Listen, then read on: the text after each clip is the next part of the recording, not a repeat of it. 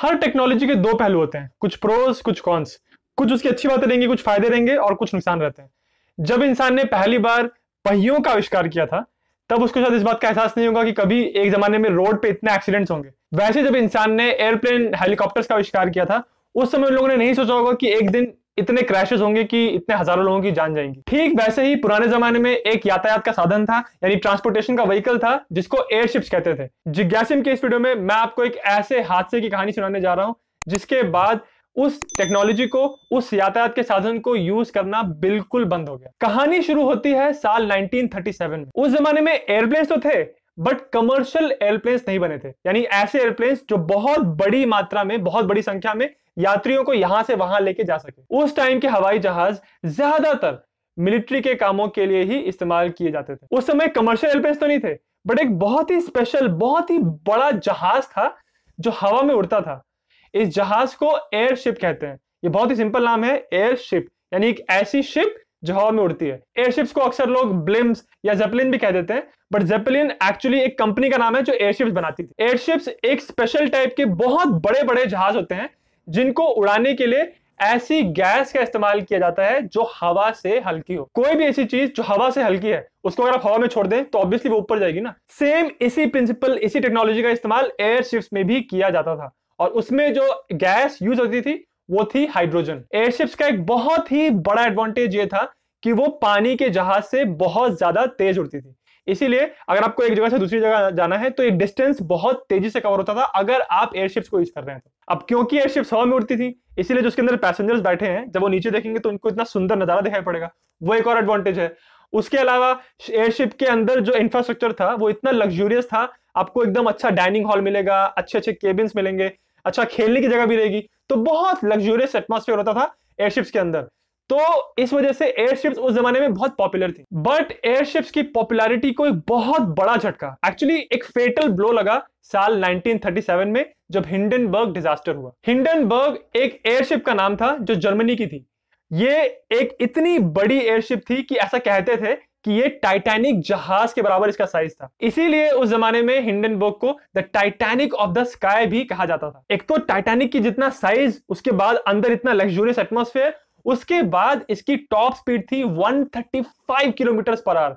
आप सोचिए टाइटैनिक जैसा बड़ा जहाज अगर आप हवा में देखें उड़ते हुए तो वो नजारा ही मतलब कैसा होगा। अपने पूरे सर्विस के दौरान हिंडनबर्ग ने 62 सक्सेसफुल फ्लाइट्स की थी बट उसकी 63rd फ्लाइट में एक बहुत बड़ा हादसा हो गया। ये फ्लाइट चली थी जर्मनी से और ये जा रही थी अमेरिका में। इस फ्लाइट में टोटल 97 लोग थे। उस जमाने में जितनी भी एयरशिप्स थी उन सब में हिंडनबर्ग सबसे बड़ी एयरशिप मानी जाती थी।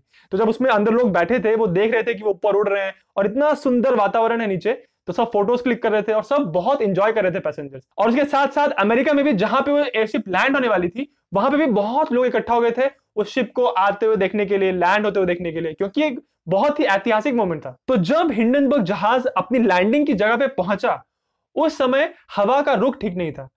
एयरशिप्स के लिए बहुत इंपॉर्टेंट होता था कि हवा का रुख सही हो तभी वो आराम से लैंड कर पाते थे या फिर टेक ऑफ कर पाते थे। लैंडिंग करने के लिए किसी भी एयरशिप को ऊपर से नीचे कुछ रस्सियां फेंकनी पड़ती थी, इनको मूविंग लाइंस कहते थे। तो जब हिंडनबर्ग ने अपनी रस्सियां नीचे गिराई, उसको गिराने के 3 मिनट के बाद हिंडनबर्ग के पिछले हिस्से में कुछ लपटें नजर आई और देखते ही देखते मिनटों में वो लपटें पूरे जहाज में फैल गई और पूरा जहाज, इस पूरे एयरशिप को आग लग गई। हिंडनबर्ग इतना बड़ा जहाज था कि लोग उसको टाइटैनिक से कंपेयर करते थे, बट जब उसमें आग लगी तो सिर्फ 35 सेकेंड्स में, यानी आधे मिनट में ये पूरा जहाज लपटों में समा गया और बिल्कुल ध्वस्त हो गया। जब हिंडनबर्ग में आग लग रही थी तो उस समय ग्राउंड पे बहुत सारे मीडिया के लोग थे। वहीं पे एक रेडियो ब्रॉडकास्टर भी था जिसने ये सारा जो हो रहा था, जो वो अपनी आंखों से देख रहा था, उसको उसने रेडियो पे पूरा ब्रॉडकास्ट किया लाइव। उसका लाइव रेडियो ब्रॉडकास्ट आपको आज भी यूट्यूब पे और विकिपीडिया पे मिल जाएगा। उस जर्नलिस्ट की आवाज सुन के, उसका ब्रॉडकास्ट सुन के आज भी एकदम रोंगटे खड़े हो जाते हैं। जब हिंडनबर्ग में इतनी बुरी तरह आग लगी तो लोग उस ऊंचाई से, जब वो हवा में था हिंडनबर्ग, वहीं से लोग कूदने लग गए। तो इतनी ऊंचाई से जब कोई कूदेगा तो उसमें भी बहुत लोगों की डेथ कूदने से हो गई। इस जहाज में टोटल 97 लोग ट्रैवल कर रहे थे, उसमें से 36 लोगों की वहां पे डेथ हो गई। उनके अलावा जो सर्वाइवर्स थे उन लोगों को भी बहुत एक्सट्रीम बर्न्स हुए, वो लोग, उनका शरीर बुरी तरह जल गया था। हिंडनबर्ग डिजास्टर एयरशिप्स की हिस्ट्री का सबसे बड़ा फेलियर, सबसे बड़ा क्रैश था और इसीलिए इसको टाइटैनिक के शिप के सिंकिंग से भी कंपेयर किया जाता है। जब इस डिजास्टर की छानबीन हुई तब यह पता लगाने की कोशिश की गई कि एग्जैक्टली हिंडनबर्ग क्रैश हुआ क्यों था, क्यों उसमें आग लगी थी। आग लगने का सबसे बड़ा रीजन जो माना जाता है वो है इलेक्ट्रोस्टैटिक डिस्चार्ज। हिंडनबर्ग जब अपनी लैंडिंग की जगह पे आया तो उसके पास आसपास जो हवा थी वो इलेक्ट्रिकली चार्ज थी। इसी वजह से हिंडन एयरशिप की जो बॉडी थी उसमें और आसपास जो एटमॉस्फेयर था उसके बीच में एक डिफरेंस ऑफ इलेक्ट्रिक पोटेंशियल आ गया। हाइड्रोजन गैस बहुत ही फ्लेमेबल होती है, इसलिए जैसे ही वो आसपास के एटमॉस्फेयर के ऑक्सीजन के कांटेक्ट में आई तो तुरंत एक बहुत जोर से आग लगी और पूरा जहाज सिर्फ 35 सेकेंड्स में एकदम ध्वस्त हो गया। बहुत सालों तक पैसेंजर्स ने एयरशिप्स में ट्रैवल किया था, बट हिंडनबर्ग डिजास्टर के बाद एयरशिप्स को लेकर लोगों के मन में बहुत ज्यादा खौफ बैठ गया और फिर उसी के साथ साथ कमर्शियल एयरप्लेन आ गए।